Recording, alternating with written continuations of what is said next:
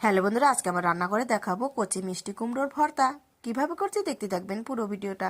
তো আমি তখন লম্বা লম্বা করে কেটে নিয়েছি, ছুলে তারপরে ধুয়ে পরিষ্কার করে নিয়েছি। এখন স্বাদ মতো লবণ আর হলুদ দিয়ে আমি এটাকে তেলের মধ্যে ভেজে নামিয়ে ফেলবো। এই যে কড়াইয়ের মধ্যে তেল দিয়ে দিব, একটু নেড়ে চেড়ে দিয়ে এটাকে ভেজে কিন্তু নামিয়ে ফেলবো। আর আমার ভিডিও ইউটিউব থেকে দেখলে সাবস্ক্রাইব, লাইক, কমেন্ট করে পাশে থাকবেন। আর ফেসবুক থেকে যারা দেখছেন তারা অবশ্যই ফলো করে পাশে থাকবেন। আর কেমন হচ্ছে আমার রেসিপিগুলো অবশ্যই কিন্তু জানাবেন। দেখো ভেজে কিন্তু আমি নামিয়ে ফেললাম। যেহেতু এটা ভর্তা করতে হবে, একটু ঝাল ঝাল না খেলে কিন্তু এটা ভালো লাগবে না। তো দেখো শুকনো লঙ্কা আমি ভেজে নামিয়ে ফেলবো, কাঁচা লঙ্কাও কিন্তু সেম একইভাবে নামিয়ে ফেলবো ভেজে।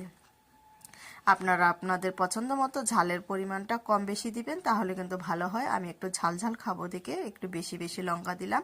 তো তারপরে এইদিকে দেখো রসুন একটু ভেজে নিচ্ছি, তারপরে দুইটা পেঁয়াজ কুচানো দিয়েছি, এদিকে দিচ্ছি একটা টমেটো কুচানো দিয়ে একটু ভালো করে একটা কষাতে হবে। কষানোর পর এটাকে আমি নামিয়ে ফেলবো। এখন এটা হাতে মেখে নেওয়ার পালা। স্বাদ মতো একটু লবণ দিয়ে লঙ্কাটাকে গুঁড়ো করে বেশ করে মাখতে হবে। আর এই রকম রেসিপি কার কার খেতে ভালো লাগে অবশ্যই কিন্তু কমেন্টে বলবেন। এই দেখো ধনেপাতা কুচি দিয়ে আমি কিন্তু এটাকে মেখে ফেলছি।